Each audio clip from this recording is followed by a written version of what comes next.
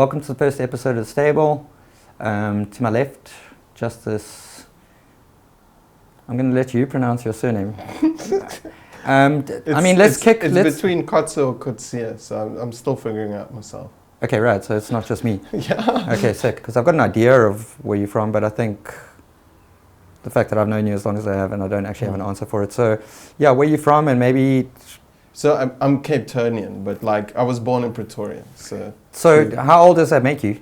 Like when did you move away from Pretoria? How old does it make me now or when I moved? Yeah, like when were you born? Like, I was born in 1987. Okay, you and like that whole crew and that video that like kicked out. Was that a rad project to work on? It was a very cool project. It was crazy to think because all these people I knew that I either thought was younger or older, that when they were like, they like started a group and I saw all the people that was on the group, I was like, this is insane. I didn't even know, like Mark Donaldson is the same age as me. Yeah, dude, that guy, it's crazy. Did that guy have like even 2 seconds of footage in their film though? I don't know. I don't think he had a clip. Yeah. But yeah, it blew me away, like how many people like actually featured in that film and all of that age. It's kind of rad. It's like, you know, that like 87 crew is like your crew. Yeah, but it's crazy how it's not even a crew. It's just how that we all realized that, wow, we're actually the same age, because there's guys from Durban, Pretoria, Johannesburg, Cape Town. So yeah, it was like widely spread group of people that only like really made friends since they all moved to Cape Town, you know what I mean? Like before it was maybe, I knew like Hubert before that, because I went to stay in Pretoria for like maybe 3/4 of a year, like 8 months or something. And I stayed there and I worked there. And then that was like after school, like in my gap year. And then I got to meet those dudes at like Thrasher. I grew up in like a small scene, you know, like where it's like started off with like maybe 5 or 6 dudes that solidly like fell in love with skating and then just like focused on it probably more than their school life, you know. And then after that, when me and Wynand kind of like moved our way into the big city, then I mean obviously it changed. But before then we were always just looking up at like the dudes that was in the scene, because like that's all you could see was like from AVs and from, I guess, session mags and blunt mags. It's like because we maybe went to town to skate like if we took the train maybe, or if we got a lift from like an older friend and then skated the city like just by ourselves. We didn't like have a place like Baseline to meet dudes and cruise around. I actually remember this very clearly, and it was so sick because it actually blew my mind. Like going to that skate park, that Boogaloo skate park at Canal Walk, like that for us was always like insane. It was like going to like I don't know, probably like the equivalent of like a Super Bowl game or something. You go there and it's like this huge skate park with grandstands and shit. Like, or it would be like going to like Macba if you came from a small town, or like... Yeah, probably. I just saw it like as like almost like going to like a huge water park or something. It didn't seem real to me because it's like the ramps were like skyscrapers, you know, like all we were skating was like a parking lot with like a box and a quarter pipe. Like, well, thank God that was... Yeah, that was your roots, a bit closer to the streets, But like, yeah, when I went there, like, do you know Big P, Patrick? Yeah, like he... That's Marola's brother, right? Well, cousin or brother, I don't know what the real situation, but like... There's some shared blood. Yeah, okay. I'm sure. They look like they could be brothers, yeah. But like we went there was me, Wynand, and my friend Richard. He like had this board company, Playmate Skateboards, and like anyway, small town skateboard graphic that never made it big. It was just for us, like in our hometown. Like he took us for a skate once at Century City, and we made like a full length video. Basically, filmed by Wynand, like, and we made this full-length video, put it on like a DVD.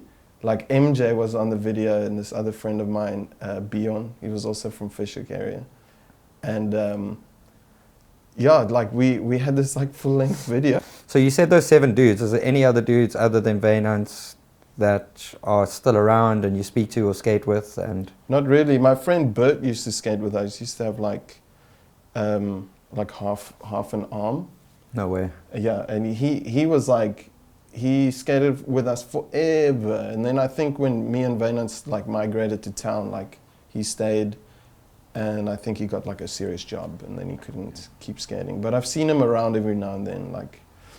But like he was involved. What I was trying to say, it was like really crazy for me to, because we like gave these DVDs out like to like random people, like saying like this is our crew, and like we like had to like who? Like other skaters? Like other skaters at the park. And then I think like our friend Richard, whose company it was, like gave one to like Alan and Patrick and them.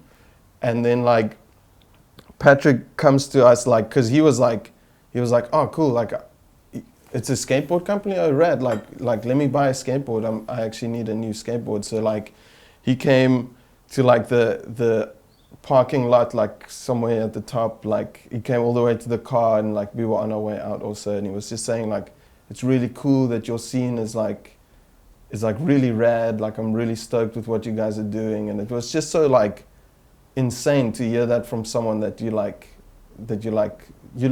like this dude's like a superstar almost, you know what I mean? No, totally, dude. Like these it's all dudes relative. are just there destroying that skate park. Yeah, and then I mean, we were like probably so shit like at skating that skate park. I mean, we could skate street like what we believed was like sick, you know?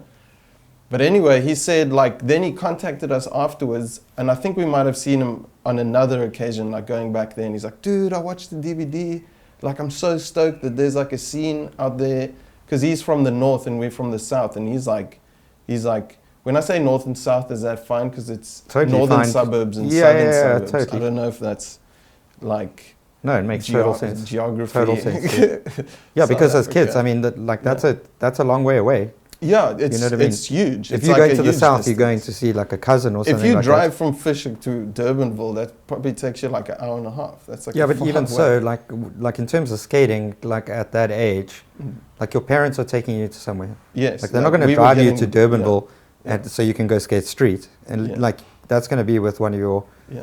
But to go back there, like I can totally relate, dude. Like I remember being 6 years old at the volcano and picking up like grip tape that Greg Finch, like someone had told me that he was there the day before and he was pulling his grip tape off to re-grip, and Martin Ripple and I were keeping pieces of his used grip tape. Yeah. You know what I mean? So it's actually really cool that we have a scene like that to actually be able to look up to other dudes. Like, because I don't think most countries have that, like underdeveloped ones, you know, like when you start watching all these African like videos coming out, like those dudes are all progressing together, because it's like it's starting up and they're all doing it together. Just for Wynand, for instance, like how long is that relationship? We have known each other for probably we went to pre-primary school together, so I think that's like 6 years old, 7 years old. So minus that from 33. So we've known each other for 26 years. Dude. Yeah. And I mean, you guys are still, like, I mean, there's no reason why you guys are not going to be friends for ages. It's like kind of like to think that like skateboarding has given you a friendship like that, you know, like, yeah, there's a lot. And to be honest, it's totally been solely because of skateboarding, because like, I don't think most people know this, but like when me and like throughout our friendship history, we've had other friend groups. We weren't like solid friends all the way, you know? It was skating that made us way more closer than we were before. I mean, it's really cool to actually realize like what skateboarding can be when you think of sport, like, and then it's got all these formalities, all these rules, and all these things that come along with it, you know, like skateboarding you can really just do. There's no, there might be some rules once you get like very into it, like according to like some people, but like don't do any. Hey? Like, Yeah, no that's a bennies. rule. Okay. Although people request it from me often, aka Shiftman, aka. So that's quite funny because that, like, I was thinking last night as well when I first. I obviously, like, I actually, until you mentioned that you had lived in Pretoria, I thought I'd only met you when I moved here, which is also rubbish because we'd spoken loads before. I went to the Familiar premiere. I was in Joburg at that time. You and like 2,000 people, bro. Yeah, but I'm just saying. Dude, that the next day, that was dude, the my, time do you know I how was sore my in wrist Joburg. was the next day from signing autographs that night, dude? Oh my gosh, dude. Um, So we're not Okay, going to so talk we about have- that because that's going to be another hour. yeah. Totally. This isn't about you, dude. This isn't about you. Okay, but so what I was coming back to is when I started noticing your skateboarding, it was around the time that the pit was happening, okay? And I remember like being like, okay, this dude can skate, but I used to be like, fuck, like he does a lot of stupid shit. And this is also just me having it, like being opinionated and probably just having that like vibe of skateboarding, what I thought was cool and you know the rest. I don't feel like that anymore. Like you do stuff that's different and stuff like that, but you know, do you think there's like a place in skateboarding for like being as like closed-minded as I am or was, or do you feel like you need to kind of be careful of like when you go out and think of a trick to do, like you need to kind of be like, ooh, maybe. Yeah, I think that's a very good question. It's changed over the years, dude. Like from when you start skateboarding, depending on like who your influences are, or who's like teaching you how to skate, or who you're skating with. That's gonna like basically shape what your skateboarding is gonna be. But like for me, like over all these years of skating, like you still get to this point where you get influenced by other things, and then your influence changes. So maybe when you saw me skate then, I didn't have much influence. Maybe it was like, geez, if it was at the pit, it was mini ramp stuff. So it's probably like, I don't know, probably cheese and crackers influence. But like, I mean, that's not a bad influence. like I know, but like I know I was doing some whack stuff then. But to me, I thought that was like creative, if that's the right way to say it. But now, I wouldn't really skate mini ramp like that if like Your if life I went to go depended on skate a mini ramp, then I would skate it differently, because you like skate with other guys that are like, no, it's better if you skate it fast and like don't do that many stalls. Whereas I used to do a lot of stalls and like try and do like flip tricks to fakie, you know. Like now it's like trying to grind long and fast, like, so it's changed in that. So it's more like you've reached a maturity in your skateboarding, as opposed to change your mindset where, you know, I'll do what's fun and just by accident it's landed up that you're doing cooler shit. I mean, so like how do you afford boards? Like who's helping you make skateboarding cheaper for you? Like I said, BlackLung, dude. Like ever since I got put on BlackLung, it was actually like a heaven sent, because I skated KFDs for I don't know how many years, for a long time, you know, and it was only one like type of wood. So being able to skate like a number of like international skateboards like was actually quite nice. It was like then I could choose like a board width and like all these other things that I never dabbled with when I was sponsored. You got a box and it was like, dude, this is what you're riding. I don't care if you want an 8, you've got a 7. There was some options at times, but then I don't think at that time I had the knowledge of what I preferred skating. I mean, okay, so what are the options of getting hooked up now? Because I know there's some dudes getting like international flow.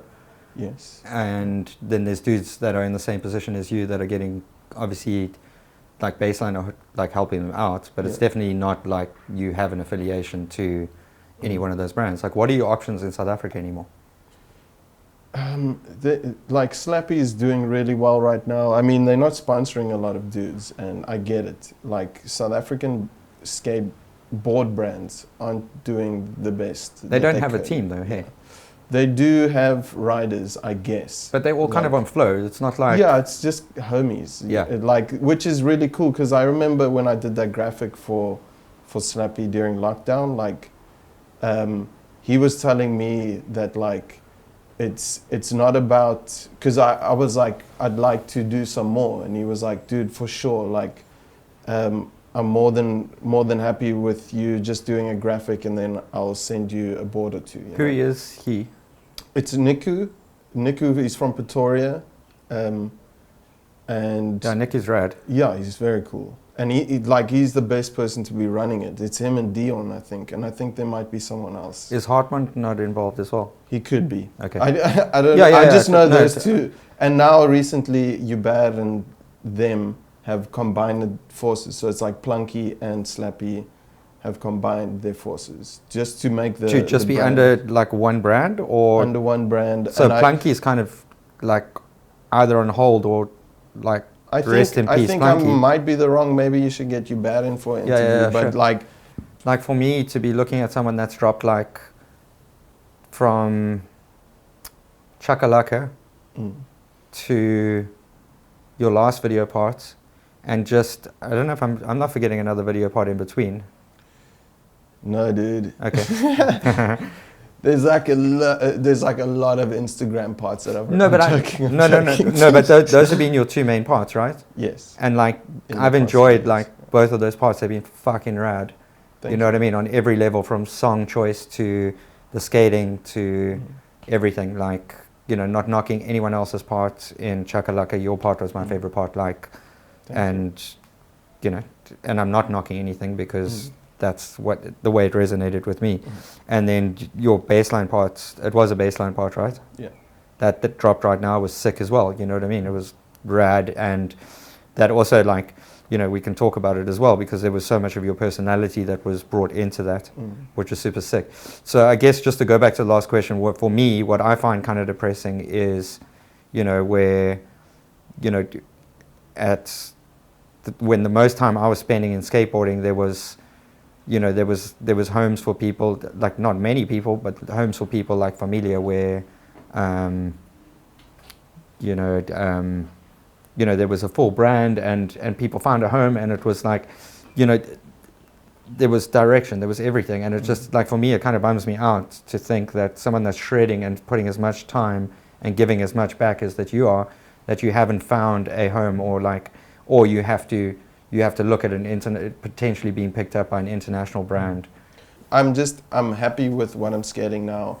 That's why I don't need a board sponsor per se. Like, I know it'll help me in the long run with affording stuff. Like, that's basically the way I think. I don't think anymore like, holy shit, I'm on this board company, because I've reached the age and the amount of years I've skated, like, it doesn't blow my mind anymore. It's so shit to say, but it really doesn't. Like, unless it's like something international that I've looked up to, like.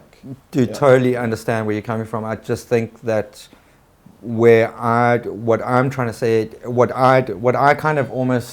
I almost feel sorry for a lot of people that are in the position to be sponsored in something, that there isn't that other element of you're part of something that you like believe in. Like Familia, dude, dude, when Familia died, I went and got the fucking tattoo. You know what I mean? It was like something that, and you know, the wood probably wasn't as good as a chocolate or a girl or an anti-hero, but it was like this whole thing that, like, it was like another dimension of the skateboarding. You know what I mean? So like, if you're on a team and like the artwork's sick and you like, you know what I mean? So there's that whole other aspect to it, and that's sort of what I'm coming at. That, you know, that, and I think that there is just Slappy and Faux. I would also get excited if there was something like that. Exactly what you explained is that's what made me like. That's the intrigued part of skateboarding, is that if you have something that's appealing and that has an aura and like a good feeling, like you want to be a part of that. You know, like, I'm sure if something like that comes along, it's going to excite me. Like, it just has to be the right thing. Like, yeah, that's kind of the best way to say it. Right now, I'm super happy with not having like these people like demanding things Or like from any you, 'cause pressure. it- Yeah, exactly. Because it's The all on your pressure own. is real. It's all on your own fucking terms now, Mm. which is That's what I amazing, like, actually. Yeah. It's really nice. Like Converse is also helping me out. Like I know that they haven't focused much on having like a skate team because they're more of a like a industry based. It's like It's a lifestyle. they're just it's- helping out yeah, yeah. because it's cool. Like I say that I'm on Converse, but I don't think a lot of people know like really what goes on behind there because it's just they're just giving us shoes really. It's Yeah. not we don't have a skate like team. It's Yeah. not like a South African website that says like this is the team. It's like they just flow us shoes and then we skate the shoes. To Cape Town as well. I mean, correct me if I'm wrong. I think you were like working at Clark's and. I will correct you. I Okay. wasn't working at Okay, Clark's. so I was that's- working with Melissa in the pit, like Okay, cool. So helping that's- with It's stuff. kind of irrelevant. So my question is like when I met you, you seemed pretty. I mean, a lot of people probably their impression would have been like unmotivated Mhm. and like just prepared to sort of like do as little as possible to get by. My like life's direction, it's never been like a serious one. So like, and obviously that came from skateboarding. Like skateboarding just makes you want to just skateboard. Like I never thought about my future in a sense of like, where am I going to be at even 21, dude? I was like, I didn't even care about like, because a lot of people like, if they don't have something like that to distract them so like insanely, they do think about their future really intensely, and they get jobs out of school and they sort their shit out. Yeah, And totally. We've seen it. We've seen it through so many of our friends. Skateboarding. So do you blame distracts you. skateboarding? I for- fucking blame skateboarding all the way, dude. And I love the fact that I'm blaming it. Yeah, don't blame it, dude. And there's- just put the brakes on and let you actually take your shit slow enough that you actually now doing what you do on your own terms, and you're fucking killing Yeah. it, dude. It's like, as your friend, I'm stoked to be sitting here to go like, this dude is not someone I need to worry about. He's Thank you. doing fucking good shit. And it's only happened in the past 5, maybe 4 years. I've only really been like, holy shit, I need to like think about this stuff, because I mean, we all know that you can't carry yourself with skateboarding in South Africa. Like there's only like a handful of people that have been able to do that, and they still have to have side jobs. Again, so as your friend, dude, I'm stoked that at 33 years old, unless, I don't see anything going wrong, but it's fucking rad to see you doing so Thank sick. you. Yeah. Like I guess to come back with that part, like when you were talking about Clark's and me being very like unmotivated in the sense of what, like I didn't have a job at the time, and I was piggybacking on people, like a few people do this in Cape Town, and I've definitely been like a victim of that. And I think those things were always around, but like because I didn't put that much effort into things, it was just like a vicious circle. I was just like, I was at Clark's most days. But I mean, would you know what, to skate be honest, that's and- in the past, dude. Yeah, but okay, you don't want to talk about it. I'm just Okay. like, what's the point? So what's the point of Yeah. like dwelling on like, maybe not the most positive time in your life? To be honest, it was a pretty positive and fun time. Fuck Like, yeah, I'm not gonna lie to you, it was super fun, dude. Okay, Like, cool. not, Yeah, well, not I had a lot of having- fun with you as Not well. having like that kind of pressure. It's like, I mean, everyone dreams to have that. I had to give it a few years. Growing up in that scene, like there's so many people that come to me and they were like, dude, I'm so like jealous that I was never part of that scene, because it was big, dude. Yeah. I think it was one of the biggest things that's happened in the Cape Town scene. And You're talking about that pit. dude, the pit is Dude, it was insane. so Dude. sick, dude. It's insane. Like what the pit has done for Cape Town as a scene, and like freaking like Lyndall and Melissa like can take like all the praise because Dude, they I give deserve them more. They deserve more than praise because Yeah. it was fucking torture for them, dude. Yeah. Every of every course, night of course. they had to deal with another dude, whether it was sniffing cocaine under a mini ramp, bringing police in there to a fight, to someone, you know what I mean?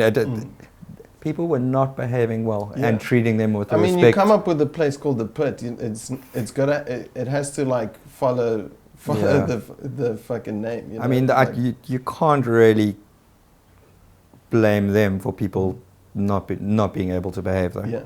Because I mean, we look at it in hindsight now and we go like they're fucking angels for having, put all that time, effort and money into, obviously Mel, fucking, I mean, but I even think of like the Pits, like Mel would roll around, but she was hardly skating how she is now, where, like it's so fucking She sick was seeing heavily her. distracted. It's so not on purpose, but she was busy. That's another thing. Like I've known Melissa for very long. Like she got me the sponsorship. Like her and Seamus like used to skate Pat's ramp, and like I used to.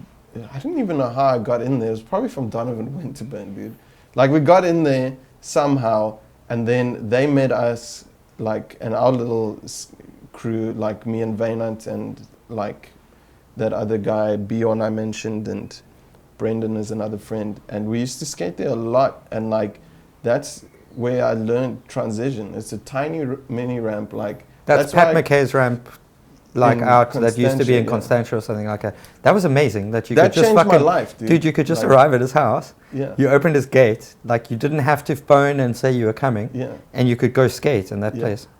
Yeah, it was nuts. I mean, it wasn't that. It was like very underground, but like if you met him and you were cool with him, like he'd be like, dude, you're more than welcome to come. Just ring the bell and ask. I mean, yeah, so probably the guys I went with had that conversation, but I skated that ramp like 10 times before I'd ever met that dude. Yeah. I knew his dog's names before I met him, you know what I mean? Scary it's like, dogs, big ass dogs. Thought it was going to bite my face off. But like, I spent probably 3 years, like, not like going there every, like it was like maybe a weekend and a bit, like in between. And I'd go there and I would learn about like 12 tricks a day. Like, because we never had a mini ramp in Fishhook. Like we had a quarter pipe and we just do stalls. We couldn't grind. Like anyway, skated that place, and that changed a lot for me because like it improved my skateboarding balance wise. Like if there's kids out there that need to learn how to like get some good balance and flow, like a mini ramp is 100. You've been playing music for a while now. I have. Yeah, BlackLung started with me and Melissa, like wanting to start a band. So she was like, I'm a guitarist, and I was like super into playing harmonica. That's Melissa Williams. Melissa Susie Williams. Snake. She's been in bands before. Like she's been a bassist in other bands, like punky bands. She told me this. Really? I had no fucking idea about yeah, that. she's like a really good musician. That's why the stuff she's like, her solo stuff she's doing, like she does everything, you know, because she can play guitar, bass, drums. Like she's a talented musician. And like when she asked me that, I was like, dude, I'm so down with blues. And she was also so down with blues, and we just wanted to play like blues. So this happened. We were like, when we were doing this, we realized. So just while we're here as well, am I wrong in like saying like when you kind of started playing bands, like you definitely weren't like I'm probably officially like. I mean, you played the harmonica, right? I got an harmonica probably a year before that, and I was learning how to do it at the time. So I wasn't like a veteran. Yeah, which is so sick. It's like it's so rad that like, you know what I mean, like from not being like classically trained or even having really known 3 or 4 instruments or something like that you had the gusto to go, fuck it, let's start a band. Yeah, I think that's been my motto with a lot of the things I've been doing lately. It's the music thing was like, I just want to be doing this right now because it is extremely fun. Like it's like the same exhilaration I get from skateboarding. Like, and that's it was for a long time also like quite like a weird concept for me, because skateboarders go like, they look at band members and they go like, yo, those guys are like kooks, or like they're like losers. Do you think because so? there's like a certain persona that comes along with Do you think skateboarders, like, because that's like, fuck dude, that's a whole nother direction to take this conversation in. If you so you feel like, as someone that's in a band, that skateboarders look at you and go like fuck, that dude's like, oh, a weird punker or blueser. Yeah, but honestly, like if you're like, okay, this might be just my experience. Like, skateboarders do look at other people and go like, you're not a skateboarder. It's like, it's sure, but I mean, there's a very like closed-minded likeness in skateboarding that I've always like realized, but it doesn't faze me because I'm also a skateboarder. So like, it's touch and go. As skateboarders, we should be like, fuck dude, we should be a family, you know what I mean? Yeah, we're good with that stuff, but I'll say firsthand that I've heard it many times from my friends at the time. Maybe now that I've spoken about it for so long and I've stuck to it for so long, they're like, okay, he takes it pretty seriously.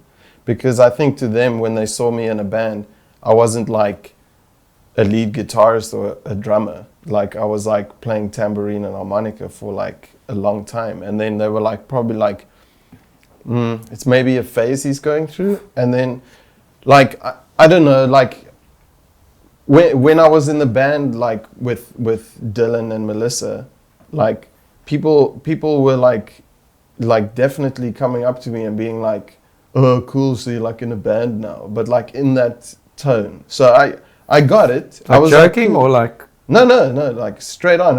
And I laugh at it and I go like, I don't know how to take that, but it's honestly, it's just sometimes it's like the narrow-minded look at something like that after like maybe giving someone some time and then realizing it, then you're like, okay, it's actually really cool. And then like 2 skateboarders come to a gig and then they have the time of their life, and then the next time like 5 or 6 come, and then it just like grows from there. But like, I mean, it's not like I have like a posse of skaters that come to BlackLung shows. Like, it's just, maybe it's because there's an entrance fee. I don't know. Like, to be honest, probably a good reason. There's sometimes like skaters can be cheap as fuck, dude. And like, I'm that guy too. Like, honestly, if someone wants to charge me to go into a club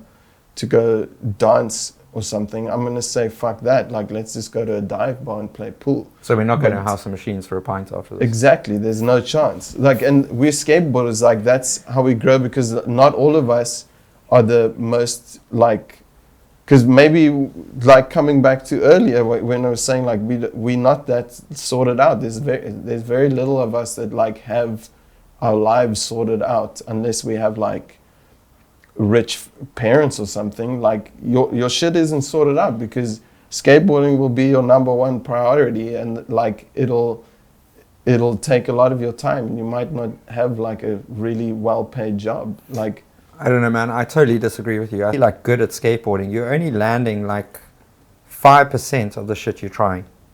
Now, I mean, if you can apply that to your everyday life, okay? Like, you're so prepared for like the challenges and the failures that life throws at you. You know what I mean? So, and I think there's a lot of people in skateboarding that I know that I'm so fucking proud of. Dude, you're one of them. Yeah, but I'm not saying we're lawyers and we have our own place. Like, there's a lot of our skate friends that stay on people's couches and they don't have like a bachelor's flat, like, because it's Cape Town, it's expensive. Yeah, I'm just saying, like, we don't have the ability to be so like sorted out. It only comes later in life. Same with me. Like, I'm just saying, like with the band, and at the time, like they just saw me as a different person, because maybe I was wearing a leather jacket on stage, or maybe I was Sure. like like being different, because I really enjoyed not being that skater anymore. Like Yeah. I wanted to be someone else, and I was happy to do that. Like I'm sorry, dude, like that. I'm for dying me, to go back. I'm dying to go back to this like point that I but wanted to honestly, make. That yeah. if like someone's on a couch or, you know what I mean, that dude, don't blame skateboarding. You're probably on that couch because you're suffering from depression, or you're drinking more than you should be, or you know all the things that I've gone through. Dude, I can't blame fucking skateboarding for that. If anything, I look at skateboarding and I go, if it wasn't for skateboarding. So that's just where I was going with that. And it's like, it's not a dig. It's just like the way I feel about it. So Yeah, well, I see it differently, because I've taken a lot of beatings from skateboarding, and not being at the like forefront of skateboarding where people like look up to you. It's only started happening lately, because before then I took a lot of shit from skateboarding, and I didn't change for them. I stayed and did my own shit. Like I'm still in a band. Like no one, like none of the people that said that stuff didn't affect me enough for me to quit the band, because I thought, shit, like I might lose my street cred or something, you know. Like I stuck to the band, and like I have so many friends that have come out of that are not skateboarders, and like I'm so happy. I have almost another life, like apart from that. Now, like with tattooing, it's creating another life for me too. Like, and I'm just so like extremely grateful for all those things. And the reason why I'm bashing on skateboarding is because it can keep you in a box, man. Like, yeah, totally. like if I didn't stick to those things, like I wouldn't have such amazing friends outside of skateboarding. Like a lot of people have their tight-knit skateboarding group, and maybe they're drinking friends at a bar, because skateboarders love hanging out at bars. And I've been a bartender for like almost 10 years, so I have that like friendship group too with people from bars. Like I'm just grateful to be in this like tiny little Cape Town pocket that I still see like it's freaking tiny. Like people think it's like the size of South Africa, but it's not. Like I'm just happy with all the people I know. Yeah, from doing all those things. Like I have like so many friends and so many interesting people that I gain influence from, that I gain knowledge from, and that, yeah, just the fact that the reason why I said like it's not like an angry thing towards skateboarding, but it's just it's like a box that you get put into that I didn't like being a part of, but I'm glad that I stayed like true to that side so that I can experience all these other things. And like you say, like you might see me as like a person that's got all of these like things that make me, but it could have not been, you know. It could have been, shit, I want to stick to skateboarding and maybe try maybe I could have bartended still like for a living, and that's not the life I wanted for myself. I'm just so grateful that the fucking conversation went in the direction it did, because you know what I mean, I had such a different fucking point of view before you answered this question. It was like, yeah, super fucking sick to hear. Yeah, I mean, it's kind of depressing, but it's super sick to get that other perspective, because you're so right, dude. Everything you've said has been like 100% right. Yeah, I now know from going into the tattooing world, it's like, I'm like, dude, it's so gnarly. Like there's so many different tattoo shops, everyone's competing against each other, and at the same time, it's like all those dudes are friends too. Like they're friends, but small groups of friends. Like it's really cool to know. Like, and I know, like for myself, like being now at Cape Electric, which is like huge for me. Like, and I'm taking that as serious as possible, because I know that they are pushing it. Would no one else take you?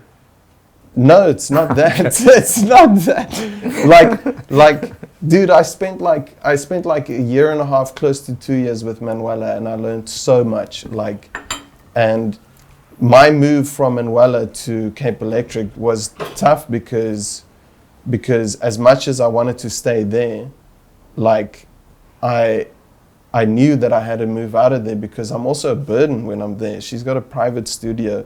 You can't take on, like theoretically, you can't really take on an apprentice because you might as well just pay them to be an assistant because there's no way she has time to teach me how to tattoo. And that's why I left there, and I'm there at Cape Electric now, and Voldy is helping me out so much. And like, for me, that shit's like, it's so crazy because we fucking talking about skating for so long, and now I could literally have another podcast with you about this now. So it's like, it's really difficult. Well, that's why you're sitting in this couch, bro. Yeah.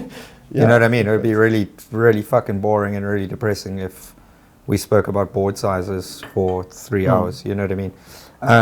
So going back to the band, because I really want to talk about Melissa or your relationship with Melissa and Dill.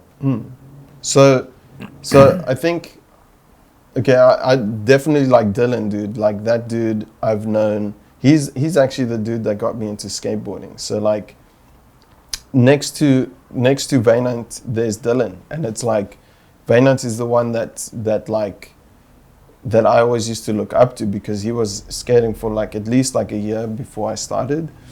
A year or maybe a bit, and he could like skate, dude, and that's why I say like we've never been close the whole time because it's been different here interests. and there, like we've been friends, like but we've never like, dude, it seems like that now to me.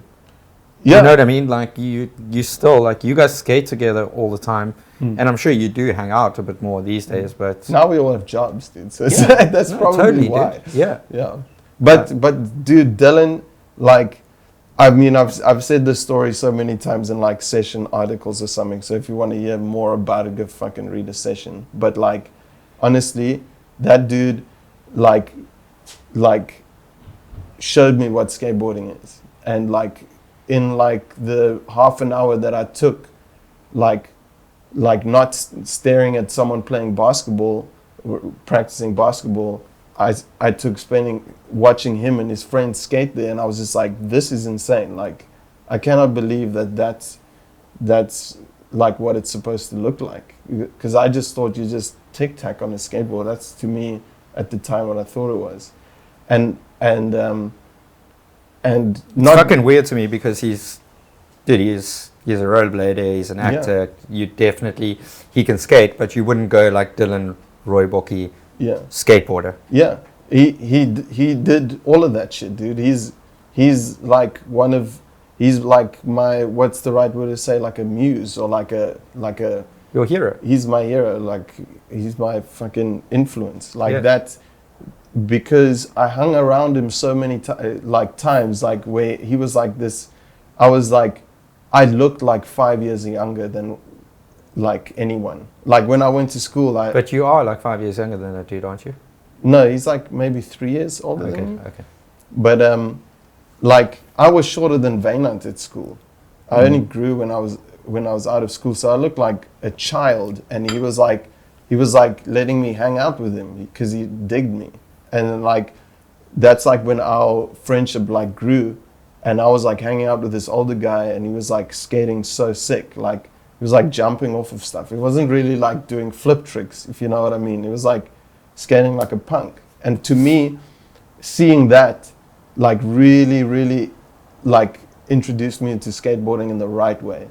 Whereas when you saw me, I was like doing funny, like maybe circusy, like weird mess around shit. Like that's the stuff I had influence from, because like people in Fisher weren't really skating like the guys in videos. They were just skating on what it looked. But from getting to know him, like going to his house, there's like a guitar there. He'd like pick it up and play like anything. And like even back then to like know this dude for doing that, like I had music introduced to me like that. Like, I mean, my brother played guitar at home, but like seeing it like him, like he was listening to like sick, like punk, like music, you know, like the Misfits. Like he basically introduced me to like all those bands, like gave me all these skate Did videos. he introduce you to the coolest He fucking shit introduced ever? me to who I am right now, to be honest, like, which is pretty crazy to think. Like, I look at that guy as like a brother too, because he's definitely showed me like a world that I got introduced to, you know. So I have mad respect for that. Like, and then starting a band with him is like close to like the coolest thing I could ever imagine, you know. Like, you share such a like big respect for someone, and then them looking at you as like an equal or like as a friend. And he's fucking good. It's insane. Yeah, he's very talented. You know what I mean? like, It's not at just everything like, he does, yeah. actually.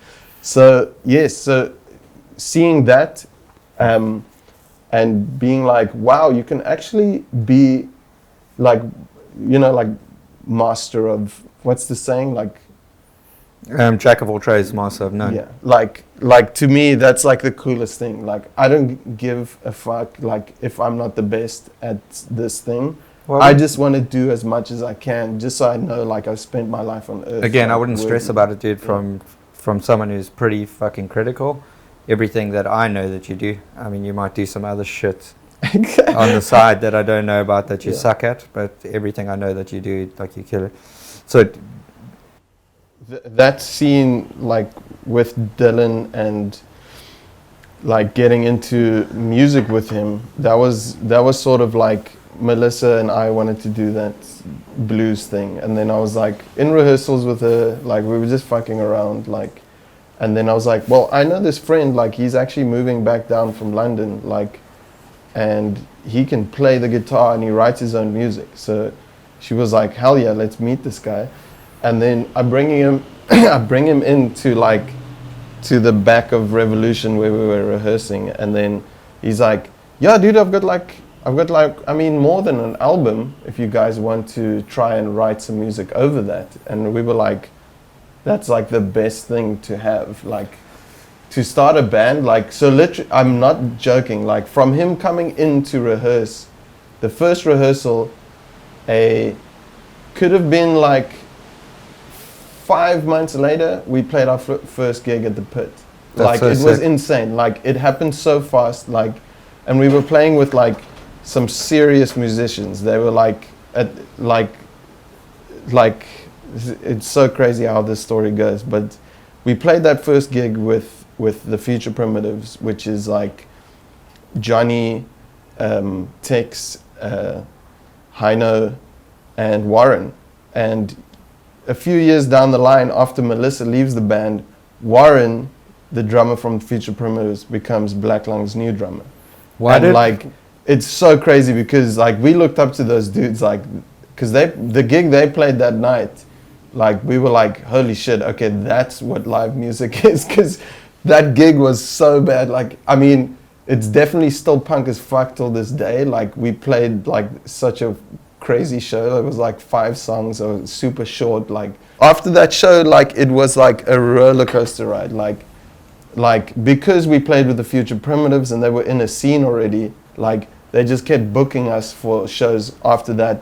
Like, they introduced us to like that Psych Night scene, which is now like Endless Days, which is like a huge like movement now. But yeah, like just being thrown into the deep end, like within like half a year, we were playing gigs like packed fucking venues, like, and we still the hugest rookies. We can't even be called rookies yet. like we were all just like really. I think that's why people might have liked us, because we might have been the first band like really playing like punk music where it's like simplistic, and we were like really reckless on stage and stuff like that. So do you have a favorite show? I know I've got a favorite show, but I'm I have a interested few, dude. I have a few. Like the biggest one for me was like, this was actually, Melissa left the band like 2 months before this happened, and while she was still in the band, like we were actually rehearsing for the Ramfest gig. Like, we got booked for Ramfest. It was our first festival, and I have never been to a festival. That's how unintroduced I was in the music scene. Like, I was just skate everything. I've never even watched a live gig before I was in BlackLung, and I saw like Trivium was playing, and like that blew my mind too. Like, I mean, I grew up listening to Trivium and Killswitch Engage, like in the emo days. I'm not gonna talk about that, but like seeing that shit, like that was crazy. But we played that gig, dude. Like Melissa was in the band. We were rehearsing, like we were taking it super serious, and then. Well, we weren't. Me and Dylan were not taking it seriously, and Melissa got so pissed off with us because she dealt with emails. She like put out press releases. She's probably the one. I was going to ask why she bailed. Exactly, dude. And like she sorted all that stuff out, and me and Dylan were just like wide-eyed like kids basically. We were just like, yeah, we're getting booked for all these gigs, but then when she left, I started having to like handle the emails, and then I realized like, whoa, like she spoke to people and she sent out like press releases, like where it's like PDF documents of it. Anyway, it's kind of rad to like go through that process and like it's so like gnarly, just to dude. Actually like, because I'm sure when she bailed on it, bailed on the band, you're probably like, oh, just fucking relax. Yeah, I was just like, okay, like cool, like I get it, like we weren't showing that much effort, like I just thought she was like over it. Yeah, dude, you're a punk band. You think like, fuck, dude, if I show up, I drink beer and I fucking I blow my harmonica, I make a mess, I'm doing my job. You're joking, but that's exactly my thought. I was like, I had no idea how music works, and in South Africa you have to manage your own band, and Melissa was doing that out of her own free will, and we were like, we definitely didn't see that, and we definitely lost like a very valuable band member then. And then for a while we were like, holy shit, like we have 2 months till this gig at Ramfest that we booked for. Like we hit up, because like we obviously became friends with the Future Primitives at the time, and like they were basically like holding us and like carrying us into the scene, because they knew everyone by then already, because they've been in bands for, like Warren's been in a band since he was like 16. Don't discount yourself. Like your shit was good. Like they wouldn't have they wouldn't have had you playing at their gigs if they didn't think that you were getting, even if it's another 10 people at their gigs. Yeah. You know what I mean? So but to me this story is still crazy. Like I still like mention it to Warren every now and then, because like he's just like moved his way into the band, and he was like sick. Like I've been to most of your shows. I kind of know the song structures and blah blah blah.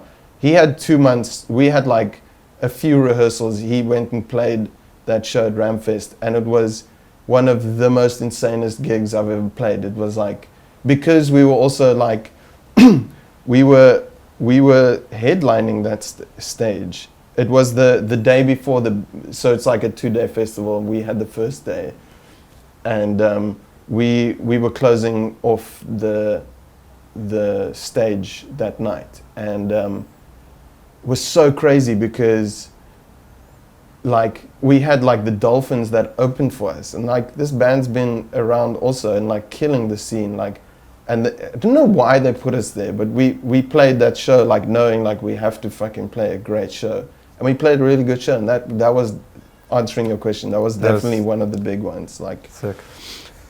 Yeah. Dude, that show at Maloof, I think I was standing next to Maloof Brett. was I think I was insane. standing next to Brett the whole show, and like the two of us were just like, I think like I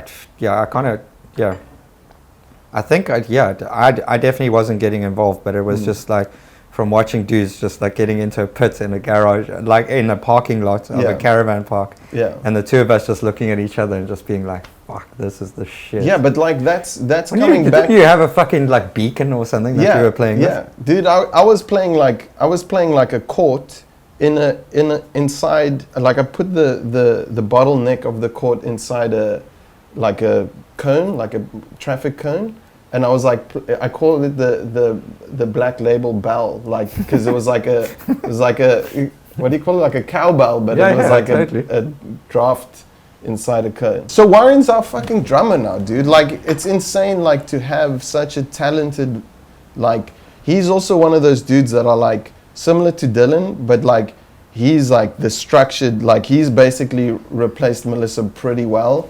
And then because of the past we have had with Melissa, we were like, like we really need to like take this on as like as respectful as possible. Yeah. So we've been dealing with it a lot better, and it's helped us keep the band going for this long, dude. Like he's been helping us so much, like helping us become like more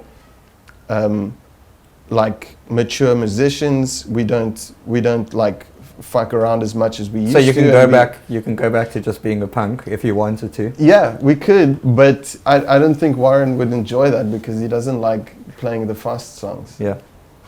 So I mean, it must have been pretty noticeable for you from like 2010 to like 2015 was definitely like the concentration of like dudes in the skate industry, like just having an influx into Cape Town. You know what I mean? A lot of like influential skaters, people that have been skating for a long time, but it was like this barrage. And I know there's dudes out there that have like, they didn't really like. I mean, it's a cool question, dude. It's definitely got to come down to the fact that these guys come here because they saw like a better opportunity maybe, and then I didn't. Well, from my point of view, it was like, fuck, dude, I lived in Joburg, so there wasn't an ocean. Yes. Two of my best friends had moved down. With everyone coming here, and it just made it like the scene better. Like it was exactly at that time during the pit, right? It was like when all of that stuff was happening. It was like I remember like speaking to, let's say, Ubad was already there for a little bit, and then like he was like, yeah, like this person's coming down and that person's coming down, dude. Like these people I grew up like watching on AVs. Like it blew my mind. Like I'm just gonna tell you, like the Familiar scene, the KFD scene, who else was it? Like just like that whole Durban scene with like dudes that are like ripping, dude. Because I come from like a small scene, having such a huge scene come to Cape Town. Like Session came along with that, AV came along with that. Now there was people filming you. Just they were like, okay, cool. Like you skate for these brands. Like, would you like to come join us when we go skate street? And this was also by the time that me and Vaynant were starting to like migrate to town, where we were trying to stay on people's couches. Vaynant actually had a place like outside of the city, but I was like just crashing on people's couches. And then like when all those dudes came down, it was just like, it was like turbo from then onwards. Like it just fucking happened, dude. Like the scene just like, because everyone's like, whoa, new spots, and they just wanted to go film and skate street the whole time. So it was so cool like to be able to like be featured in AV every issue. Like it was so easy to go get clips now with Ubad or Clint or someone, you know. Like I mean, I think the way you've answered the question is the way I would have expected you to answer it. I mean, I think there's, you know, a couple more people that will sit in this couch will have felt it quite intimidating to like, you know, like we doing this shit and we were here first, and like, you know what I mean? And they've done so much for the scene, and like, so there's that side to it. Because I come from such a tiny scene, like I could only see it as like a huge positive, because it helped the Cape Town scene, because the Cape Town scene was basically Century City. It was like Boogaloo's like was the only real, like that's where like they birthed like some of the best skateboarders in South Africa, like Moses, I remember Alan seeing and Moses. Christy. I remember seeing Moses skate there when I think I met Dave Morrison there for a skate, and dude, that kid could not have been like bigger than that. I don't know if it's gonna translate on camera, but like he had it. Like it was like that. Yeah. That's like that thing might be from another planet. Yeah. Cool. So, and then over the last like, fuck, dude, it's probably the last 6 months or 3 months that it's like I'm just getting more and more hyped on like everything Mel's doing. Dude, his skating is so fucking rad. Like no one makes me want to skate more than like when I see footage of Mel. And it's not just because that you know, she skates rad because she does. It's like, it's a combination of she's having so much fun, she's progressing all the time. I mean, I think Brett told me she's got a video that's dropping. Yeah. Like how, like dude, like as someone that you described, it's been a big part of your life. Like, what's your take on like meeting her was insane. It was like in Fisher, as female skateboard does not exist. Like, and like I said many times, that's where I grew up skateboarding. So going to Pat's ramp and meeting her there, and she was like skating a mini ramp. Like she wasn't like learning how to drop in and rock to fakie. Like she was grinding and she was like doing, like she could skate like just as good as the dudes, you know. And to me, that blew my mind because like she's been pushing female skateboarding for so long, dude. And like to be able to release a video part many years later, like is also so insane. Like she's now releasing her first like video part. She is insane. Like Melissa has been Melissa for before I even met her. Like she was like running Blunt Mag like when I was a grum, dude. Like she's been doing that skateboarding scene. She's been pushing it since she was a grum. Since she was probably like in school still when she was doing that at Blunt, you know, like I guess we're going to get her on the show. So yeah, the question was, it's like how, like, I mean, she gets me more stoked to go skate than anyone else I watch. Yeah. Like how are you finding like where she's at now? Let's just say how insane this is. Let's just stand back and see. She will be the first girl to release a full video part in South Africa. And it'll be her first video part because no one else has released a video part in South Africa. I mean, if you go South Africa, then it must be Africa. Yeah, well, I mean, yeah, probably. Like, it's actually insane. And for it to be this late in skateboarding in South Africa it's even more crazy because just shows you how far behind we are. Because now you see her, like, from when I've known her, she's just stuck to mini ramps and she's made that her main focus. She's out in the streets now skating with us, like terrified. She's like asking me like what should I do? Like, I'm actually really scared of falling on this trick. Like, and I'll be like, you just gotta like be confident, blah blah blah. I'd give her some tips on how to do something, and then she's literally learning how to do this trick while the camera's in front of her. Like, that for me is like so insane. Like for her, it must be also quite intimidating. It's like, because we skating the spot and like for example, in my baseline part, like we were skating the spot that her and Leon went and recce'd. Like, they always go on these missions where they go and find spots, and she has like, that's such a cute folder. Couple, eh? It's dude, so sick. Cute. And like, she has like a folder on her phone where she has spots cataloged, like, and she's taking it so serious. Same like relative to when she was in our band. Like, she's a very well put together person, and she has so much good structure in her life, and like for her to relate that into like a skate like way, it's actually so rad, dude, because I respect that so much. I've always looked at skateboarding as like, oh yeah, whatever, I'm just gonna go like on the mission, and then because that's a lot of the times you can ask all the filmers I've filmed with, they just like, where do you want to go skate? And I'm like, I'll give them one or two ideas, but I prefer to go to a spot and do the trick there. Yeah, like, okay. I don't plan the trick. Like, I just go to a spot and like I will film like maybe 2 to 3 tricks a day. Yeah. It might not be the best tricks, but then we'll you can ask me about. I still have. But yeah, dude, Melissa is gonna release a part, and I'm so excited about it because it's probably the hugest milestone that I could say for Melissa. It's massive. Yeah. It's huge. Like, milestones aside and gender aside, like just hearing the way that you've spoken about Melissa and the way that I feel about her skating, like I'm sitting here like emotional.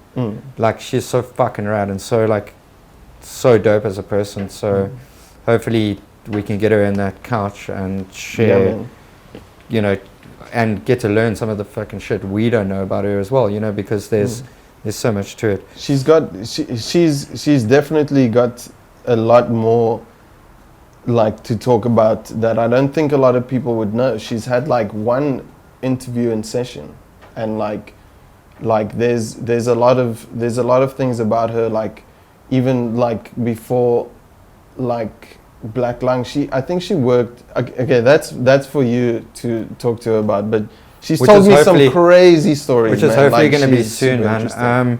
I guess much. Yeah, thank you, dude. So sick.